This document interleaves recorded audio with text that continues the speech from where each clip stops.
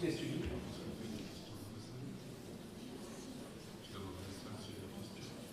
Oui, tu fais ce que tu veux. Bon, comme Jean désirait qu'il y ait un débat, est-ce qu'il y a quelques questions qui viennent de la salle? C'est la première chose. Il y a 2 micros qui circulent, un ici et puis un autre là-bas. Viens le chercher, Jean, s'il te plaît, le micro. Tu es où? Il répond pas aux questions? Tout au fond. Et les 2 questions, on répond pas? Pardon? On répond pas aux 2 questions? Les 2 questions que j'ai évoquées. Ouais, On voulait que je les réponde. Parfait. J'ai essayé de me défiler parce que c'est les questions les plus difficiles. La première chose, comment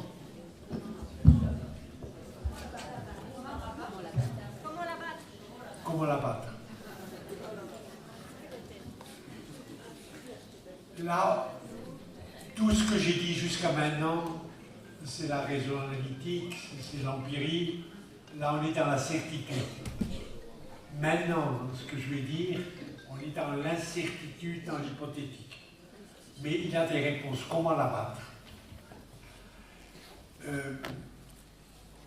Sartre, Jean-Paul Sartre, a dit le moment historique le plus mystérieux, c'est l'incarnation.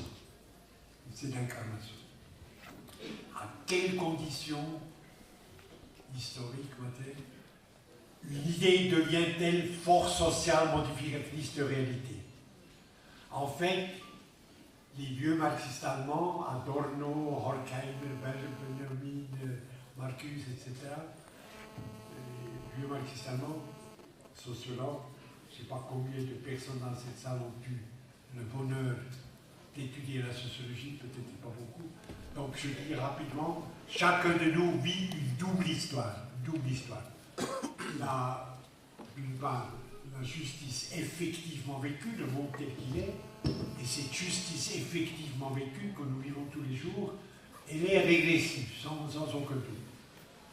Plus de 60 millions de personnes sur les routes comme réfugiés, persécutés, déplacés internes, franchissant les frontières, Syrie, Darfour, Yémen, Gaza, effroyable. Pas un casque bleu, pas un corridor humanitaire, pas un no-fly zone en Syrie depuis 2011.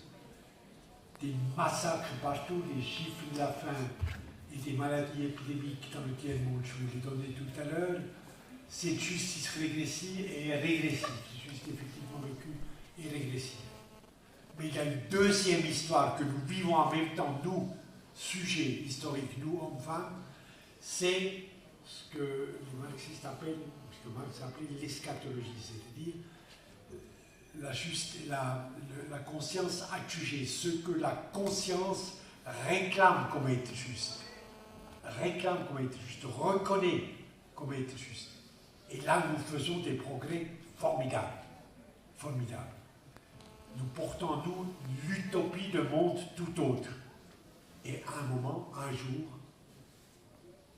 eh bien, cette utopie s'incarne dans le mouvement populaire. C'est un mouvement très mystérieux. Jean-Paul Sartre a rencontré Frantz Fanon. Vous voyez Pierre Fanon? Oui, bien sûr. Les dames de la terre, Fanon, psychiatre français, entier, noir, qui a rejoint le FLN dans la lutte de libération d'Algérie, qui est malheureusement mort avant la libération. Et Fanon a rencontré Sartre à l'Hôtel National en août 61, pour l'unique fois. Et le lendemain, Sartre écrit à Simone de Beauvoir, qui est resté à Paris. J'ai rencontré Fanon. Nous sommes les semeurs de vent, la tempête c'est lui. C'est-à-dire les intellectuels, les militants, nous ici, nous sommes les semeurs de vent. Par nos analyses, par nos rencontres, par nos publications, par nos discussions, nous mettons à jour la conscience du tout autre, cette utopie, cette justice revendiquée par notre conscience. Mais à certains moments, c'est les peuples qui se lèvent et ces idées, cette utopie que nous portons à nous, cette conscience adjugée, pour prendre les marxistes, devient force sociale, modification de réalité.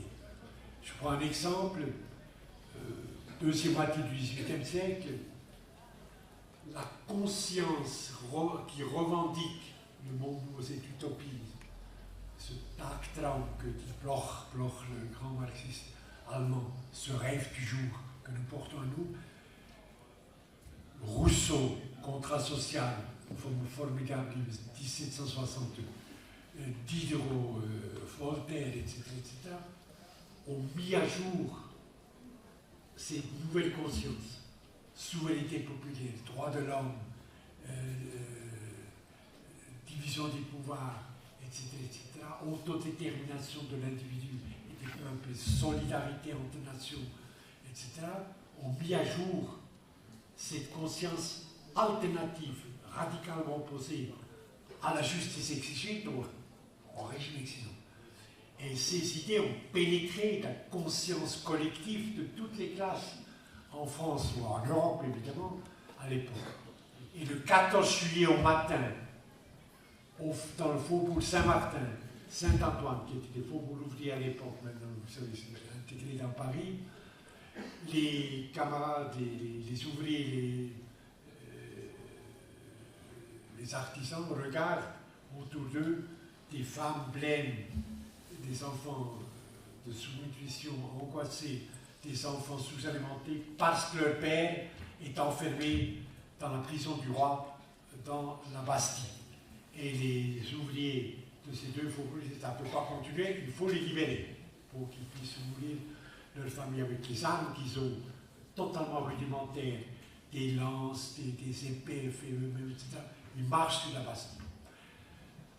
Des fosses communes, des fosses d'eau de 20 mètres, 15 mètres de murs, etc. Delaunay, le gouverneur, lève le pont-levis, les insurgés impuissants devant la Bastille. Et on ne le connaît pas, si on le connaissait, si on est mondialement célèbre aujourd'hui, a une idée. Début de l'après-midi, il dit, là, la milice bourgeoise à Versailles, il y a ce Lafayette, il y a ce général Lafayette, qui a lutté avec d'autres insurgés contre un autre roi, donc avec Washington, c'est un insurgé américain contre le roi d'Angleterre, il a lutté avec eux, il doit nous aider, il doit comprendre ce que nous faisons, il faut l'appeler. Lafayette ne vient pas, mais envoie les fameux 2 bataillons avec les 8 canons dirigés sur le pont-levis. Delaunay pense pouvoir négocier, pèse le pont, peuple de Paris entre dans la Bastille, massacre un peu le gouverneur, mais libère les prisonniers. Bon. Moment de l'incarnation, où cette utopie qui s'est nourrie des analyses, etc., pendant toute une génération, devient acte révolutionnaire. Et tout de suite à la deuxième question, qu'est-ce qui vient dans l'héroïne? Quel est le nouveau contrat social, les nouvelles institutions qui vont formaliser, concrétiser cette utopie devenue réalité et acte insurrectionnel? Là, nous ne savons rien, et je le dis à ma petite fille, on ne sait rien.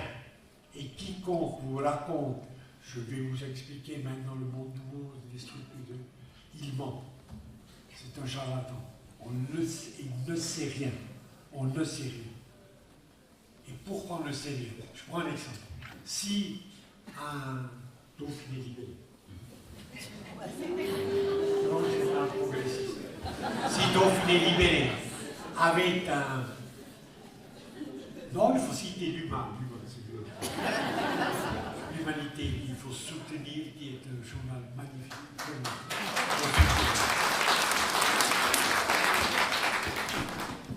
Si un journaliste de l'humain était posté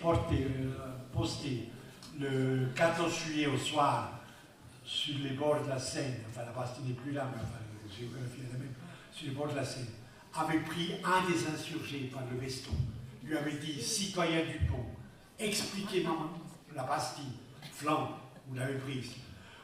Mais maintenant, expliquez-moi quel est le texte de la Constitution de la Première République française, qui vient 4 ans après? Ou quel est le texte de la déclaration du Champ de Mars, séparation de l'Église et l'État? On voit bien, c'est absurde. L'insurgé ne peut pas répondre. Il ne peut pas répondre. Parce que c'est la liberté libérée dans l'homme qui construit le nouveau contrat social, les nouvelles institutions, etc., dont nous ne savons rien maintenant. Je vous donne une anecdote qui est véridique, enfin qui est historiquement, qui s'est passée comme ça. La dernière ville à tomber dans la guerre civile espagnole, c'était Barcelone. Septembre 1939. Les fascistes prennent Barcelone, l'incendie, les derniers survivants s'enfuient contre les Pyrénées, et sur le Pertuis, qui sépare la Catalogne de la France, sur le Pertuis, les derniers survivants, blessés, ensanglantés, boitants, etc., marchent vers l'exil. Et parmi eux, il y a un jeune poète, Antonio Machado, qui sifflote, joyeusement, qui sifflote. Et ses camarades lui disent, mais Antonio, t'es fou, qu'est-ce que c'est? Nous avons perdu des milliers de nos camarades, morts, hommes, femmes. Notre ville brûle, nous allons vers un exil totalement incertain. Et toi, tu es tout content. Et c'est là où naît ce poème qui est mondialement célèbre aujourd'hui, d'Antonio Machado, qui dit « Caminante, no hay camino, el camino se hace al andar, son tus velas, etc. » Homme qui marche, il n'y a pas de chemin. Le chemin font, c'est tes pas qui le font. C'est tes pas qui le font. Et ça, c'est la seule chose que nous pouvons dire quant au monde nouveau. Il viendra parce que l'incarnation s'est faite dans l'histoire, elle se fera de nouveau. Ce monde capitaliste va être détruit et dans ses ruines va naître un monde conforme à notre utopie, de justice, de solidarité, de réciprocité et de complémentarité dans les relations entre nations et individus. Et ce sont nos pas d'hommes libérés de l'aliénation qui vont créer mystérieusement, d'une façon encore inconnue, ce monde nouveau. Mais il viendra. L'espérance est la seule certitude qui meut l'histoire. Voilà.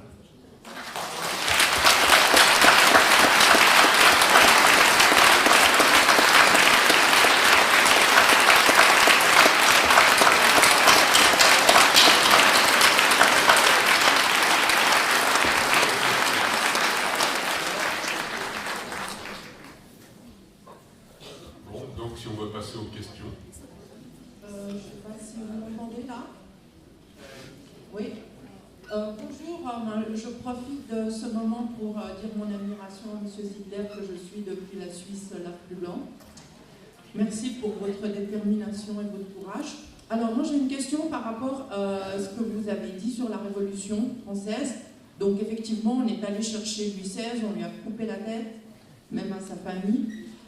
Mais finalement, est-ce que ces systèmes ne renaissent pas de leur cendre? Parce qu'on a quand même un peu en France un genre des genres de rois qu'on élu pour 5 ans, et d'ailleurs qu'on entretient dans un palais et qu'on entretient à vie. Hein. En ce moment, on est en train de payer pour Chirac, Giscard d'Estaing, Sarkozy et le petit jeune là qu'on risque de devoir entretenir longtemps. Alors, et puis il y a tous ces ducs et ces marquis à Paris qui vivent autour, et les petits marquis des médias. Moi je vois, parfois j'ai l'impression que l'histoire se répète un peu. Alors, vous croyez qu'on arrive vraiment à tuer ces systèmes? Et puis deuxièmement, alors vous avez dit 36 familles qui ont autant de fortune que 4,7 milliards d'humains les plus pauvres. Alors ça veut dire qu'on va devoir aller les chercher, ces gens-là. Ben, j'aimerais savoir comment. C'est une bonne question. L'accumulation de la richesse entre les mains de l'oligarchie est incroyable. Et ça dépasse l'imaginaire, en tout cas mon pauvre imaginaire de petit bourgeois hérétique. L'homme le plus riche de la Terre, c'est Jeff Bezos, c'est un film d'Amazon, un peu le fondateur, le patron d'Amazon. Bon, ça va changer parce que sa femme a foutu le camp. McKinsey, plutôt a mis à la porte le mec qui paraît-il, s'occuper d'autres femmes plus que la sienne. Et cette Mackenzie Turtle, c'est son nom de cette jeune femme, ils vivent en Californie. En Californie, la loi dit moitié-moitié. Donc le mec doit donner la moitié des 142 milliards de dollars à sa femme. Et l'Économiste, c'est la revue anglaise que j'aime bien que c'est de droite, mais ils sont très très futés. L'Économiste dit, la Mackenzie Turtle, à partir d'août, donc du jugement californien, à partir d'août, Mackenzie Turtle devient, dans l'histoire des hommes, la deuxième femme, après Cléopâtre, la plus riche de la planète. La plus riche de la planète.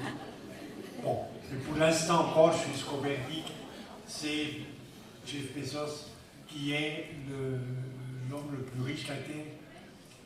C'est inimaginable, 142 milliards. 1 milliard, c'est 1000 millions. Vous imaginez, 140. Alors, ça mène, vous avez très bien formulé la question. Et là, je fais attention dans mes formulations. Ça pose la question de la violence. Je dis qu'il faut briser le bras de l'oppresseur. Alors, est-ce que, au moment de l'incarnation, et ensuite la construction, est-ce qu'il y aura violence, plutôt contre-violence? Est-ce qu'il y aura violence? Personne ne peut le savoir, parce que ça va se passer, on ne peut pas le savoir factuellement maintenant. Mais je regarde l'histoire de nouveau, qui est la seule certitude, le seul traité, le seul enseignement que nous avons, la seule certitude, empiriquement, matériellement, nulle part dans l'histoire. Quand l'incarnation a eu lieu, elle a eu lieu, quand le monde nouveau est venu au monde, et quand l'ancien monde a été détruit, mais totalement, complètement détruit, l'oligarchie a volontairement démissionné, a volontairement cédé ses incroyables privilèges, sa puissance totalement démesurée. Ça ne s'est jamais passé d'une façon pacifique. C'est la seule chose que je peux dire. Et il me semble que cette oligarchie maintenant, qui est la plus puissante qui n'ait jamais existé dans l'histoire des hommes, et qui a créé cet ordre cannibale du monde, et qui a attribué ses privilèges, ses fortunes, ses extraordinaires, extravagantes bénéfices, va un matin se réveiller sur les Champs-Élysées. Pas de l'Élysée, c'est le mercenaire de l'oligarchie. Va se réveiller et dire, ah, je prends l'avion, je vais jouer au golf en Floride, terminer, je cède mon empire, mes empires, mes comptes, etc. On s'insurge. Je ne crois pas que ça se passera sans violence. Et il faut rester vigilant, prêt à exercer comme les résistants. C'est ça qui est formidable, cette permanence de l'histoire. Comme il y a 75 ans, les résistants, ils étaient porteurs de l'utopie d'une France, non seulement libre, mais autre, plus juste, plus solidaire, concrètement, la sécurité sociale, le droit de l'homme, la nationalisation du crédit, etc., qui portaient en eux cette utopie, qui l'ont incarné dans l'insurrection, dans le mouvement armé. Eh bien, ils ont dû prendre des armes pour briser les Chines, pour chasser, avec les alliés, bien sûr, mais sans la résistance, en tout cas après le débarquement, mais déjà avant, eh bien, la libération de la France et la naissance de cette société plus juste n'aurait pas eu lieu sans violence. Sans violence. Et donc, la résistance est une des pratiques collectives exemplaires qui nous montre la fonction thérapeutique de la violence. Et donc, à votre question, je réponds ça. On ne peut pas savoir, mais il me semble pratiquement impossible que la contre-violence, celle qui s'est manifestée dans la résistance, ne va pas non plus être mobilisée, nécessaire, au moment final de l'affrontement avec l'oligarchie. Voilà. Moi, je souhaite alors d'abord sur... Il y avait une prise de parole de ce côté, en fait. Une seconde. Merci. Alors, merci d'être là déjà. Et... Mais c'est Lucien qui m'a terrorisé. Samedi, dimanche, tu dois venir. Voilà. Merci à lui. Et moi j'ai une question en fait. Vous parliez avant des systèmes, de ces systèmes d'oppression, de l'impossibilité peut-être de les réformer. Et du coup, moi j'avais une question, je vais me permettre un petit raccourci pour pas assommer tout le monde. En gros, ma question c'est est-ce qu'il faut brûler l'ONU? Et quand je dis l'ONU, c'est le système de gouvernance internationale. Et donc c'est une question qui s'adresse à vous qui avez passé une partie importante de votre carrière dans ce système de gouvernance supranationale, internationale, qui est devenu global aujourd'hui, et qui fait partie peut-être, voilà, je ne vais pas rentrer dans les détails, mais qui a des aspects problématiques, en tout cas, qui fait partie du problème au moins. Mais est-ce qu'éventuellement il ferait partie de la solution? Enfin, ça m'intéressait d'avoir votre avis là-dessus, sachant que vous avez travaillé longtemps dans ce...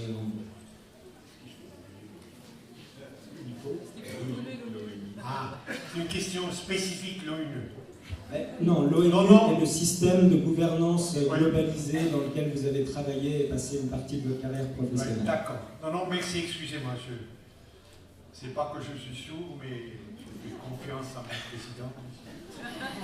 L'ONU, c'est un grand problème. Actuellement totalement paralysé. Il n'y a pas un casque bleu en Syrie, pas un corridor humanitaire, pas une interdiction de vol dans les avions militaires, bombardement sur les quartiers, aucune des mesures du chapitre 7 de la charte est là. L'ONU est paralysée essentiellement à cause du droit de veto qui existe comme un droit au Conseil de sécurité. Vous savez, l'ONU a 3 instances déterminantes. D'une part, l'Assemblée générale. L'Assemblée générale, c'est le Parlement de l'ONU qui fonctionne selon des règles radicalement diplomatiques.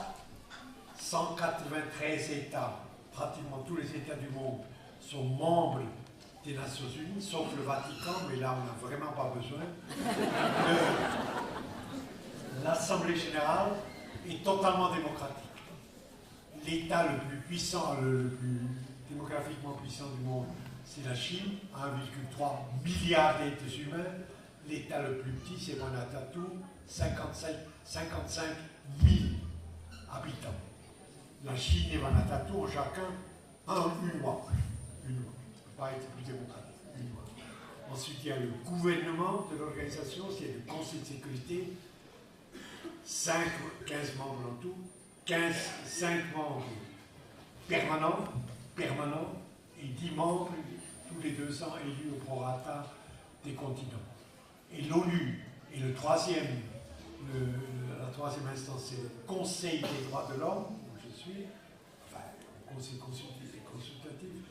Le Conseil des droits de l'homme, c'est 47 États de nouveau élus par l'Assemblée générale au prorata des continents, 3 Européens, le Conseil des droits de l'homme, qui doit vérifier, contrôler la politique des 193 États membres des Nations Unies quant à leur fidélité, quant au respect des 33 articles de la Déclaration universelle des droits de l'homme et des conventions multilatérales annexes. Ça, c'est les 3 instances. Or, le Conseil conseil, les 5 membres du Conseil de sécurité doivent être d'accord entre eux pour n'importe quelle mesure. Envoyer les casques bleus à Gaza pour enfin mettre fin à l'étouffement du ghetto de Gaza. Le ghetto, je prends cet exemple, Gaza c'est 352 km², 2 millions d'habitants, enfermés depuis 2006, soumis à un blocus maritime, aérien, terrestre, effroyable, qui affame, pas de médicaments, etc. Ces 2 millions qui vivent dans le ghetto, Israël a une politique. Je n'ai pas dit d'Israël. Le gouvernement de droite d'Israël a une politique qui est un crime contre l'humanité en ce qui concerne Gaza. Les Nations Unies, pour l'État américain, rien. Darfour, l'ouest du Soudan, l'ancien sultanat du Darfour au Soudan, une guerre effroyable qui depuis 9 ans a fait plus d'1 million de victimes, de déplacés, de blessés, etc. La Chine protège Khartoum. La Chine protège parce que 11% du pétrole chinois importé provient de Port-Soudan, provient du Soudan. Vous prenez la Syrie, depuis mars 2011, l'insurrection jusqu'à maintenant, effroyable. C'est la Russie qui a la seule base maritime dans la Méditerranée, à Tartous, l'attaque qui protège par son veto Assad, ce criminel effroyable et sanguinaire, qui le protège et qui paralyse l'ONU. L'ONU ne peut pas prendre la moindre mesure quant à la Syrie. Je pourrais multiplier les exemples où, pour des raisons d'État, une grande puissance qui siège de façon permanente au Conseil de sécurité paralyse l'ONU en fonction de ses intérêts nationaux terminés. Donc c'est bien le problème de l'ONU. Mais là, je dis, il y a de l'espoir. Un peu, maintenant.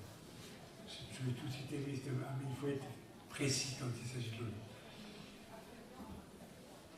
l'ONU. D'où vient le droit de veto qui aujourd'hui est désastreux, qui crée cette paralysie et donc la permanence du bain de sang en Syrie, au Darfour, l'horreur de Gaza, etc.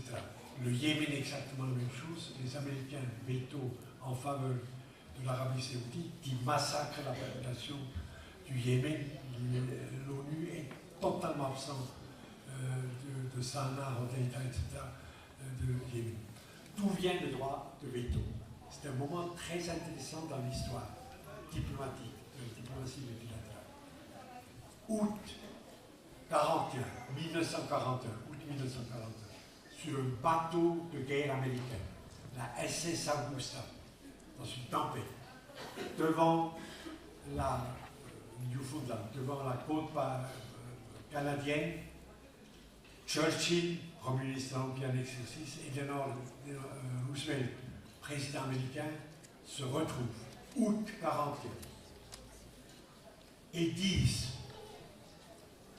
le fascisme, nous allons le vaincre. C'est le moment où Hitler domine l'Europe complètement, domine l'Europe totalement, fait des avancées partout. La nuit est totale, les monstres de Berlin tiennent ce continent. Et ces deux visionnaires disent: le fascisme, nous allons le vaincre. Ça prendra 3 ans, ça prendra 30 ans, mais nous serons victorieux. Août 1941, c'est avant El Alamein, c'est avant Stalingrad. Et c'est même avant que les États-Unis entrent en décembre 1941, en décembre après, dans la guerre Pearl Harbor. Et Stalingrad, c'est l'hiver 1942-1943. Où, pour la première fois, Hitler perd des batailles. La première fois, il y a une lueur d'espoir à l'horizon. C'est avant cela, c'est à la nuit totale. Et ils ont cette vision. Et ils disent: nous allons construire un monde totalement nouveau, de justice, de solidarité, etc. et ils votent, ils rédigent ensemble dans ces 3 jours, enfin le collaborateur, la charte de l'Atlantique, qui est le projet qui sera ensuite la charte des Nations Unies après la guerre, 45, juin 45, San Francisco. Ceux qui ont déclaré la guerre à Hitler ou au Japon ou aux deux avant le 8 mai 45 seront invités, car ils seront 43 États, seront invités comme signataires de la charte de l'Atlantique. Et cette charte de l'Atlantique est totalement démocratique. Et tout à coup, Churchill affronte Roosevelt. C'est fou, ça ne va pas. Regardez, Churchill évidemment est contemporain de Hitler. Regardez ce qui est arrivé en Allemagne. La République de Weimar, élections libres, etc., etc. Novembre 1932, les nazis gagnent les élections au Reichstag, pas majorité absolue, mais relative. Hindenburg, le président de la République le maréchal Hindenburg de la République de Weimar, appelle, comme c'est la Constitution l'engage, appelle le chef du parti avec un plus grand nombre de députés au Reichstag pour former le gouvernement. Janvier 1933, Hitler devient chancelier de l'Allemagne. Et mars 1933 fait voter les lois qui abolissent le Parlement, qui liquident, qui instaurent le Troisième Reich, et cette tyrannie plus effroyable que le monde ait jamais connue et qui va durer 12 ans. Et Churchill dit à Roosevelt, tout ça peut se reproduire. Vous avez fait maintenant une organisation totalement démocratique, avec une assemblée générale totalement démocratique, je l'ai dit, qui est totalement démocratique, mais qu'est-ce qui vous prouve ou qu'est-ce qui vous assure qu'elle ne devienne pas folle à un certain moment, que quelque chose se passera et cette assemblée générale déraillera et liquidera les principes mêmes sur lesquels est fondée la nouvelle organisation. Il nous faut un frein d'urgence, il nous faut une garantie. Et la garantie, c'est le droit de veto. Il faut que les 5 vainqueurs de la guerre, de la Deuxième Guerre mondiale, et grâce à la résistance de Gaulle, par qui doit être posé, a réussi à imposer la France parmi les 5. C'était de la part de la diplomatie coréenne, chapeau, il fallait le faire, contre l'hostilité des Américains, etc. La France est parmi les, et jusqu'à maintenant parmi les 5. Et Churchill dit, c'est la garantie. C'est la garantie que les 5 vainqueurs peuvent empêcher ce déraillement. Et donc, voici le droit de veto. À l'époque, c'était totalement juste, à mon avis, ça c'est un jugement tout à fait personnel. C'était certainement une nécessité. Aujourd'hui, c'est une catastrophe. Kofi Annan a une type magnifique, qui avait 18 ans, vraiment une type magnifique, qui vient de mourir. Kofi Annan a quitté le secrétariat, donc son 2e mandat en 2006. En décembre 2006, il a déposé un testament. En fait, le plan de révision des articles de la charte qui concerne le Conseil de sécurité. Et dans cette réforme du Conseil de sécurité, il dit qu'il ne doit plus y avoir de droit de veto dans un conflit où il y a crime contre l'humanité. Les crimes de quel crime contre l'humanité sont définis d'une façon très très détaillée dans le statut de Rome, qui a donné naissance à la Cour pénale internationale, statut de Rome de 1998. Où il y a crime contre l'humanité, il ne peut pas y avoir, il y a caduc. Un droit de veto est caduc. Et la deuxième réforme qui ne nous concerne pas maintenant, c'est les sièges permanents seront migratoires, c'est-à-dire les sièges européens pour la France, l'Angleterre, etc., devront quitter la permanence. Une fois c'est l'Espagne, une fois c'est etc. Asiatique, c'est plus seulement la Chine. Une fois ce sera périodiquement l'Inde, l'Indonésie, etc. Le siège américain, pas seulement les Américains, mais une fois le Mexique, le Brésil, le Canada. C'est l'autre volet. Mais le volet qui nous intéresse, abolir le veto en cas dans des conflits où il y a crime contre l'humanité avéré. 2006, dans les chancelleries, dans le ministère des Affaires étrangères, on enterre dans le tiroir les plus profonds, et je vous garantis, les tiroirs sont profonds à l'ONU, ils ont enterré évidemment les propositions de testament de Kofi Annan. Maintenant, au Quai d'Orsay, au Foreign Office, à Auswärtiges Amt, au State Department, il y a des commissions qui se penchent sur les propositions de Kofi Annan et qui les ont reprises et disent comment on peut réformer le Conseil de sécurité, abolir, réduire normativement, etc., le droit de veto. Et pourquoi tout à coup se réveille dans les grandes puissances qui dominent le Conseil de sécurité? Parce qu'avec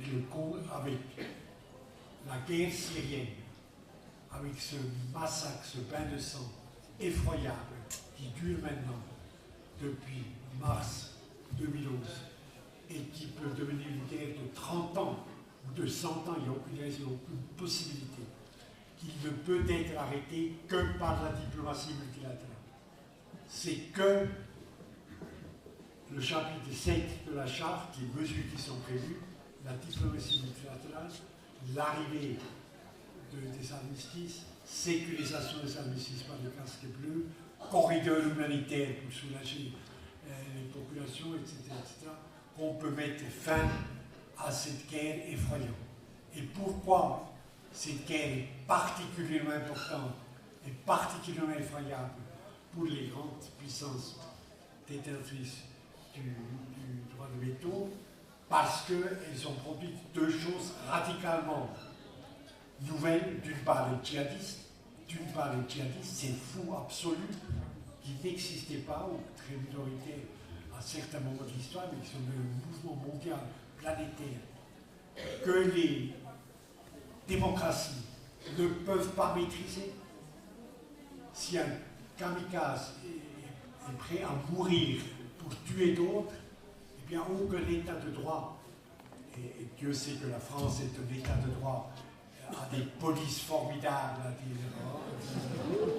non mais quand il laisse les gilets jaunes, c'est la saloperie, mais c'est intolérable, et surtout les Suisses qui exportent, c'est à Thun, c'est Brück et Thun qui fabriquent les lance-balles d'effacement D'encerclement. du caoutchouc avec de l'acier, avec un noyau d'acier dedans, qui arrache les yeux, qui arrache les mains. À nous, l'oligarchie suisse, il fait du fric. Bon, bref, l'exportation est un scandale et l'utilisation de ces armes par les forces de l'ordre, c'est évidemment totalement inadmissible et scandaleux. Que le Conseil d'État a ratifié ça, c'est incompréhensible pour moi. Que Macron l'utilise, c'est conforme à son idéologie. Mais je disais tout à l'heure, la France, quand même, c'est la plus vivante démocratie de ce continent. C'est un vrai état de droit avec des ratages, tout ce que vous voulez, mais il y a des corps de police. Je pense qu'ils font leur boulot dans la lutte contre les djihadistes, les services secrets. On n'est pas en Albanie ni en Mongolie, on est au Botswana, on est en France, avec des institutions de sécurité, etc. Mais même la France ne peut pas garantir la sécurité absolue de ses citoyens, ni l'Allemagne, ni l'Amérique, etc. Les djihadistes ont frappé à Boston, à Bruxelles, à l'aéroport, dans le métro de Moscou, à Nice, à Paris, au Bataclan, etc. C'est fou, on ne peut pas. Aussi longtemps que dure la guerre de Syrie, il y a une menace permanente sur chacun de nous de ces fous au droit. Et ensuite, il y a 5 millions de réfugiés qui demandent l'entrée. C'est un droit universel, un droit de l'homme universel, ancré dans la Convention sur les réfugiés, signée par pratiquement tous les États de 1951. Si vous êtes persécuté dans votre pays d'origine, vous pouvez traverser la frontière et demander aide et protection.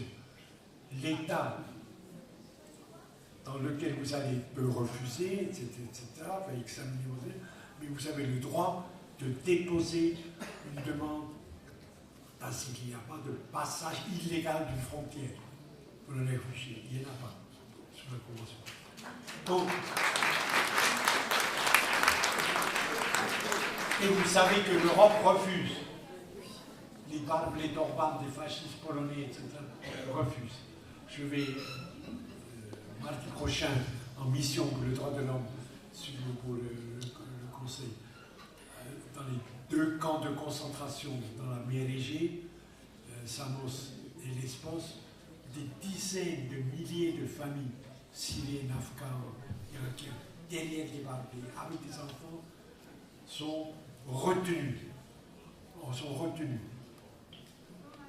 empêchés d'aller sur le terre ferme de Grèce, et donc empêchés de déposer leur demande d'asile.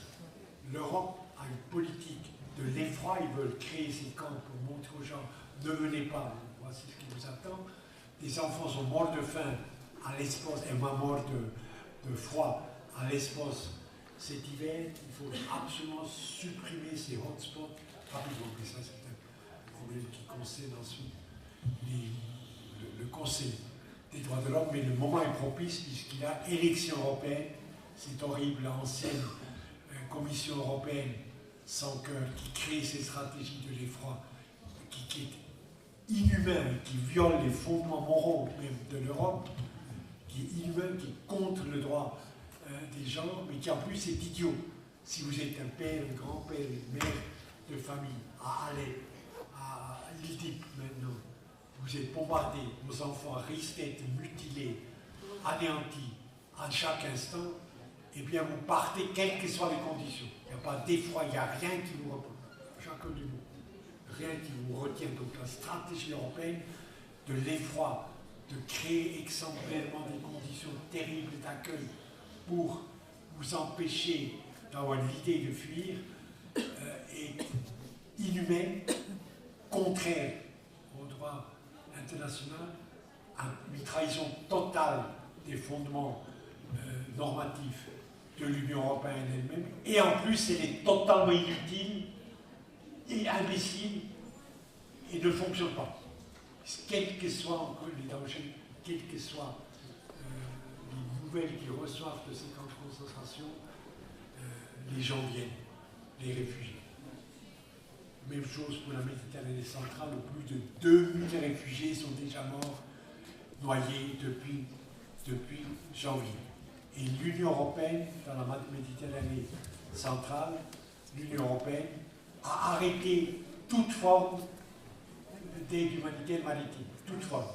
Il n'y a que cette fameuse drone d'observation qui signale à la carte côtière libyenne, qui est une vraie mafia et financée par l'Union européenne, les bateaux en perdition. Les mafias soit les laissent couler, bien sûr, soit ensuite les ramènent incarcérés dans ces dépôts, prisons privées ou camps officiels libyens qui sont des vrais mouloirs horribles. La politique de l'Union européenne est terrible. Bon,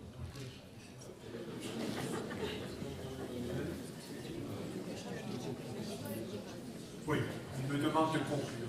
Il en a marre, le grand président en a marre. Mais c'est tellement important, moi je vous remercie d'être là de ces questions. Je vous remercie.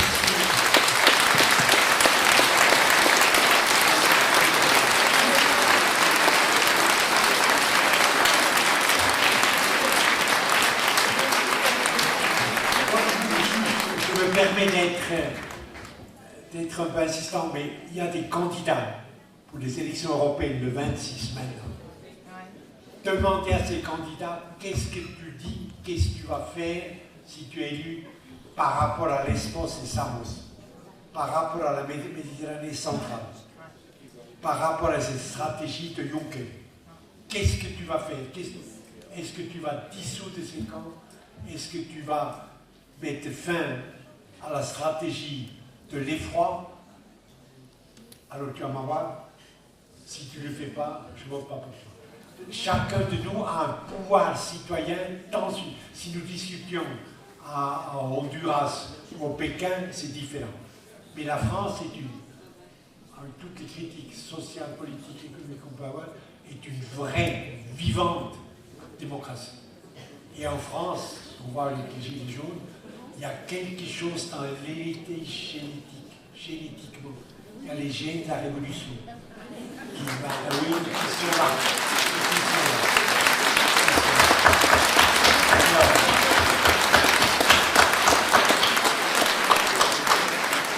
Alors, je termine notamment le président de boire son de rouge. Et puis je dois signer. J'ai fait longtemps, j'étais député de Genève au Parlement de la Confédération, ça ne servait à rien du tout évidemment.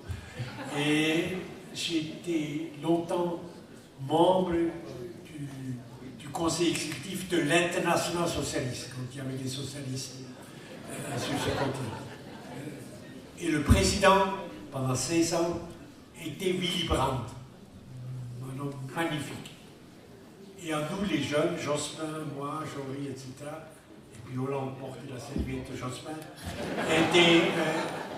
à nous jeunes, Willy Brandt nous a dit, et je me souviens jusqu'à ce jour, il m'a dit, quand vous parlez publiquement, analytiquement, tout doit être juste.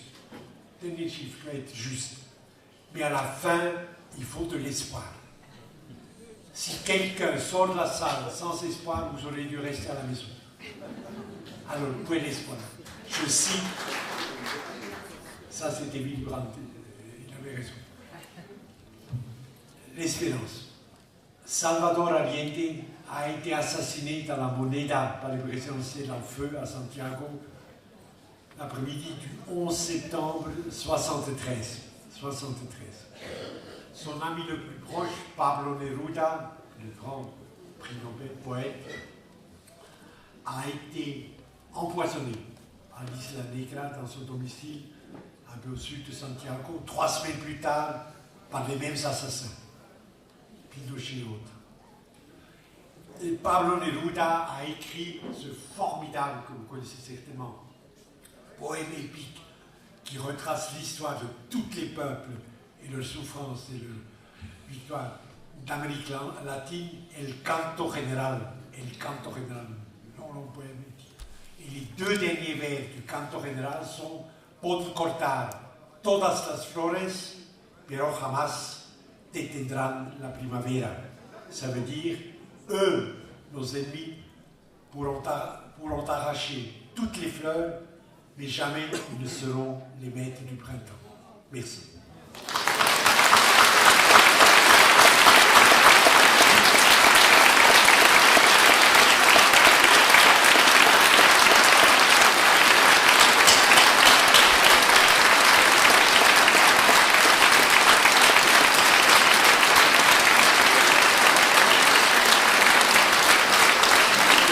Je crois qu'on peut remercier Jean. On vous remercie d'être venus si nombreux. Donc Jean va procéder à des dédicaces de son excellent livre, comme il a dit, Le capitaliste expliqué à Martin Fried. Il a écrit un autre livre depuis. Il y a beaucoup de détails sur l'ONU. Change le monde, il en a besoin. Je pense qu'il est là aussi, donc il y a 2 livres. Donc il y a la question qui a été posée tout à l'heure, que faire? La réponse est un petit peu compliquée, l'insurrection des consciences. On trouve beaucoup de détails dans le livre de Jean Ziegler. Et sur le fonctionnement de l'ONU, ce qui a été discuté à la fin, le blocage qui est lié au veto des membres permanents, vous trouverez aussi beaucoup de réponses. Et on espère l'avoir pour une conférence en fin d'année.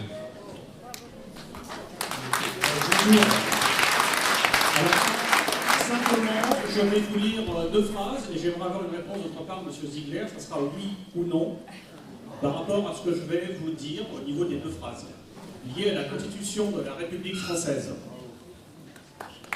Je vous demanderai la réponse, oui ou non, si c'est possible. Donc, la Constitution de la République française. Son principe est gouvernement du peuple, par le peuple et pour le peuple. Jusqu'ici, on est d'accord.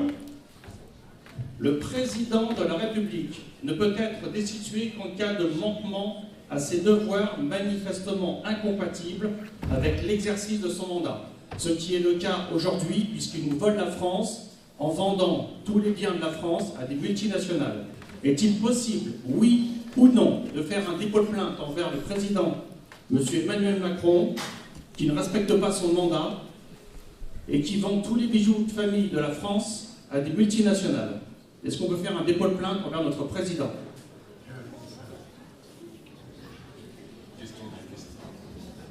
Non, question juristes. Vous avez en France des juristes. De haut vol. Moi, je pense que tout est question de rapport de force. Tout est question de rapport de force.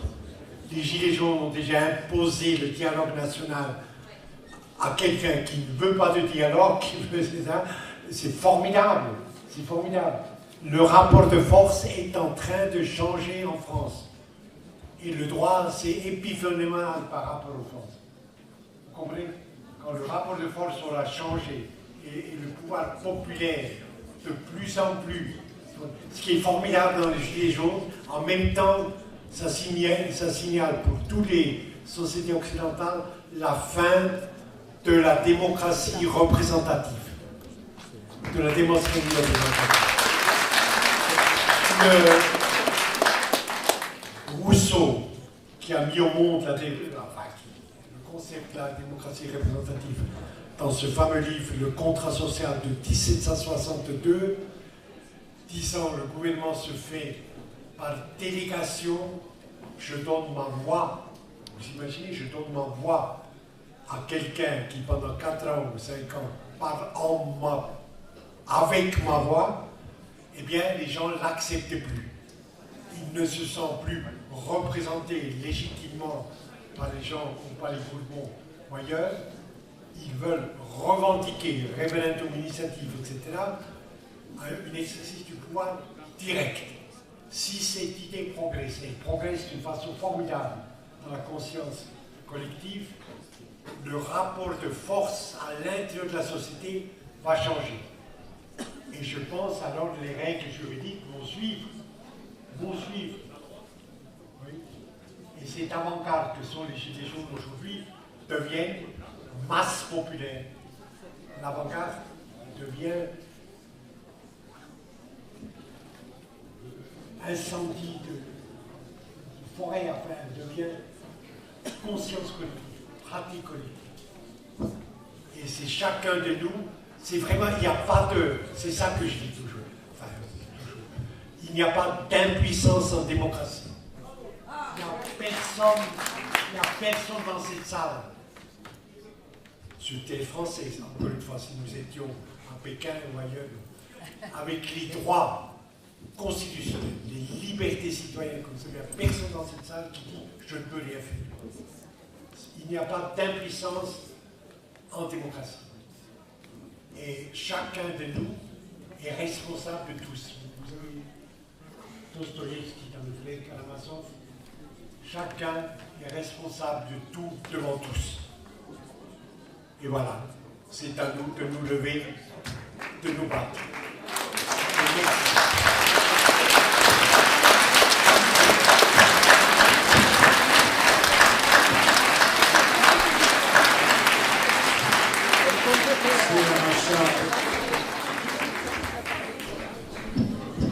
CRHA remercie Jean Ziegler de ce brillant exposé et d'avoir fait l'honneur de venir vers nous.